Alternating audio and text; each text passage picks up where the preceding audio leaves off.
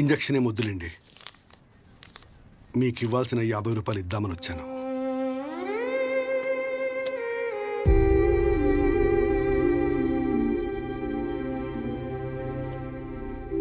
పర్లేదు.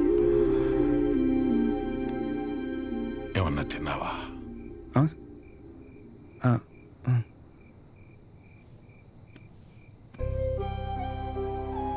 నువ్వు పుట్టిన 5 ఏళ్లకి షాప్ పెట్టానురా. అప్పటి నుంచి ఇప్పటి వరకు ఆర్థికంగా ఆదుకుంటూనే వచ్చింది. ఊరందరికీ చుట్టాన్ని చేసింది. రోజు పొద్దున్నే వెళ్ళి షాప్ ఓపెన్ చేసి కౌంటర్లో కూర్చోకపోతే ప్రాణం నిలకడగా ఉండేది కాదు. దాన్ని ఎప్పుడూ వ్యాపారంగా చూడలేదు, ఒక బాధ్యతగానే చూశాను. కానీ ఈరోజు అలా ఖాళీగా కూర్చోటం నా వల్ల కాలేదురా. పస్తులతోనైనా కూర్చోగలం, కానీ పని లేకుండా కూర్చోలేం. అలా మందులిస్తూ చెయ్యాడకపోయేసరికి నాకుండే ఆన్లైనంత పని అయిందిరా.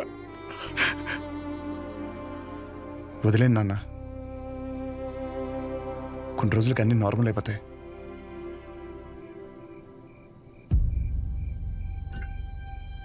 కష్టం రా.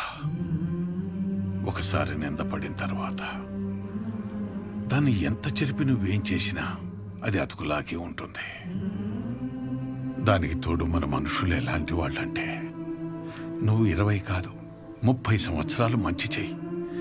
నువ్వు చేసిన ఈ 30 సంవత్సరాల మంచి కన్నా చివర ఎప్పుడో ఒకప్పుడు ఒక చిన్న నింద పడుతుంది చూడు, దాన్నే పట్టుకుని వేలాడతాం. ముందు జరిగిన మంచినంతా మర్చిపోతాం. చివరగా వచ్చిన నిందని చుట్టూ 10 మందికి చేరుస్తాం. ఇంతేరా మనం, ఇంతకు మించి ఎదగం. సరేలే, నువ్వు వైజాగ్ వెళ్ళు. ప్రస్తుతం ఉన్న పరిస్థితిలో నువ్వు బయట సీట్లు అవ్వడమే మంచిది అనిపిస్తోంది. 1-2 రోజుల్లో డబ్బులు చూసి అకౌంట్లో వేస్తాను. నానా, నా మాట విను, వీలు చూసుకుని బయలుదేరు.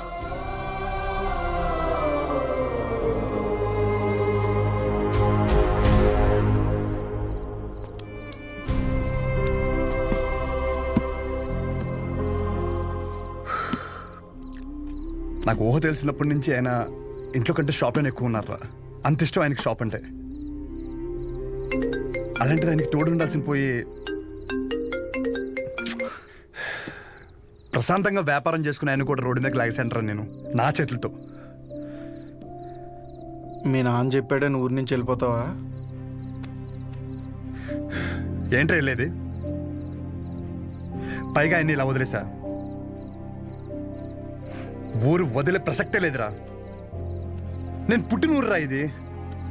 పండగైనా పాడైనా అంతే ఇక్కడే. No matter what. ఎక్కడి నుంచి వెళ్ళను.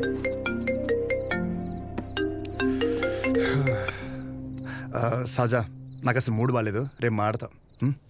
రేపు మాపు అని ఇలా ఎన్ని రోజులు ఏదో ఒక వంకతో గెంటుకొస్తావు. నాకు స్లోగా నీ మీద నమ్మకం పోయేలా చేస్తున్నావు. ఓహో, సరే అయితే ఒకటి చెప్తా. నువ్వు మీ నాన్న గురించి ఎలా ఆలోచిస్తున్నావో ఇక్కడ నాకు ఒక బాబు ఉన్నాడు, నేను కూడా ఆయన గురించి ఆలోచించాలి. నేను ఇంకో మాట కూడా చెప్తాను నీకు. నేను ఊరు వదిలిపెట్టే సమస్య లేదు. నేను రాను ఎక్కడికి. This is my last call. ఉంటా. ఉండు, నువ్వు అక్కడే ఉండు, నేను ఇక్కడే ఉంటా. ఏమైనా చేసుకో. Good bye.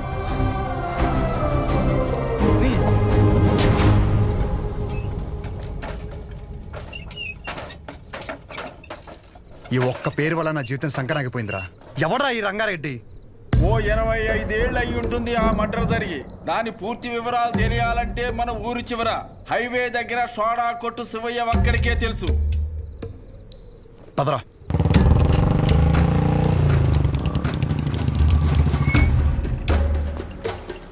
ఏం కావాలి? మీతో కొంచెం మాట్లాడాలి. నాతోనా? ఏమిటో చెప్పండి. ఆ రంగారెడ్డి ఎవడు? ఎలా పోయాడు?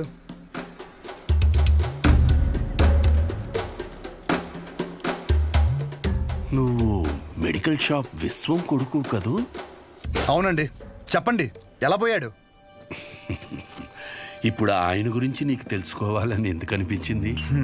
ఆయన పోయాడు సరే, ఆయన ప్రభావం నా జీవితం మీద చాలా ఉంది. చెప్పండి స్వామి, ఆడ ఎలా పోయాడు?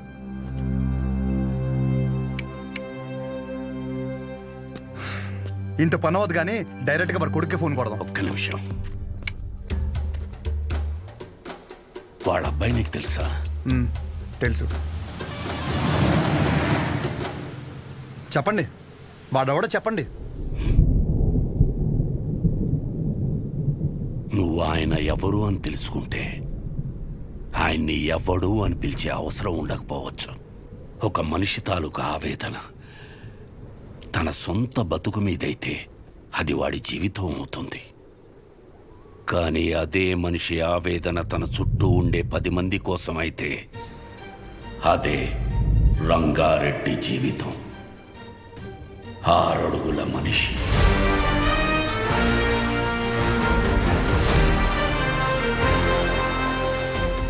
పదునైన చూపు. తప్పు చేస్తే ఎదుటోడు ఎంత తోడైనా సరే ఎదురెళ్లే మనిషి. 10 మంది బాగు కోసం బతికిన మనిషి. ఎవరికి ఏ చిన్న కష్టం వచ్చినా ప్రతి ఒక్కరి అడుగు రంగారెడ్డి ఇంటి వైపే ఉండేది. కానీ ఆ రోజు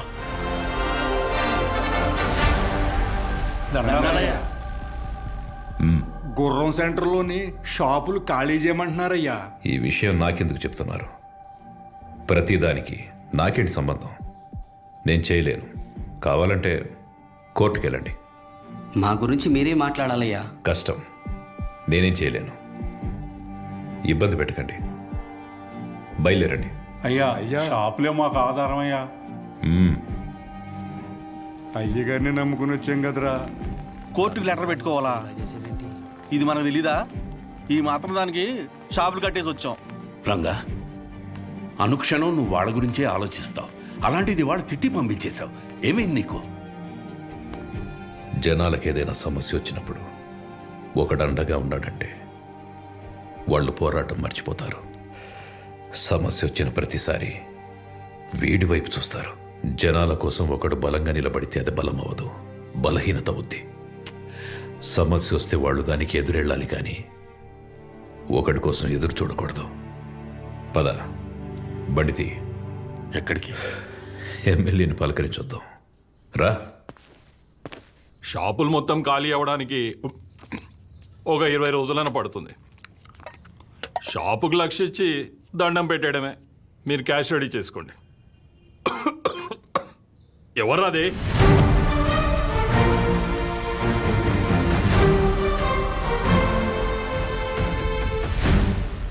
ఏంటి గురు, నువ్వు ఈ పొగని తట్టుకోలేకపోతున్నావు? కానీ నువ్వు ఊరి మధ్యలో ఫ్యాక్టరీ పెడితే రోజు జనం ఆ పొగని ఎలా తట్టుకుంటారు? రంగారెడ్డి, దయచేసి నువ్వు దీంట్లో తలదూర్చుకో. నీకేం కావాలో అది తీసుకో. నువ్వులే.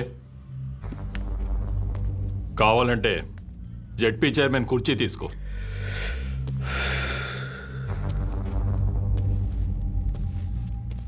నేను జనాల కష్టాలు మాట్లాడడానికి వచ్చాను. కుర్చీలో కూర్చొని కబుర్లు చెప్పడానికి రాలేదు.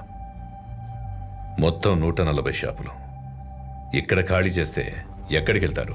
ఊరి చివర కాంప్లెక్స్ కట్టిస్తాం. ఊరి చివర అంటే ఇప్పుడు మెడికల్ ఎమర్జెన్సీలో మందులు కావాలంటే అంత దూరం పరిగెట్టాలా? కాంప్లెక్స్ కట్టేంత వరకు జనాల వ్యాపార పరిస్థితి ఏంటి? ఏదో ఒకటి చేసుకుంటారు. వివరంగా ఒక మాట చెప్తాను విను. ఆ గుర్రం సెంటర్లో షాపుల జోలికి రాకు. వాళ్ళ పొట్ట కొట్టకు. ఫ్యాక్టరీ పెట్టి జనాన్ని కష్టపెట్టకు. దయచేసి వదిలేయండి. ఇది నా విన్నపం.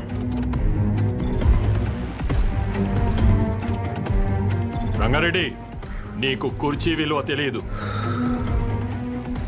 సముద్రం ముందు కాళ్ళు పెట్టి సముద్రం నా కాళ్ళు పట్టుకుందని సంబరపడ్డావనుకో, ఒక పోటులా వచ్చి మొత్తం పట్టుకెళ్ళిపోద్ది.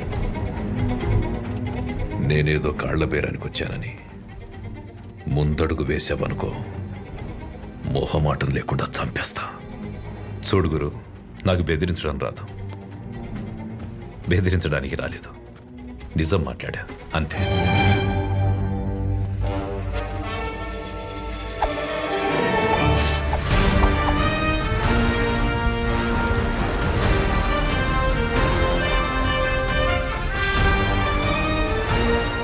అన్నా జనాలు కోర్టుకు వెళ్తారంట అన్నా. అన్నా జనాలందరూ కోర్టుకు వెళ్తారంట. ఫ్యాక్టరీ ప్లాన్ లేదని జనాలకు చెప్పే అన్నా.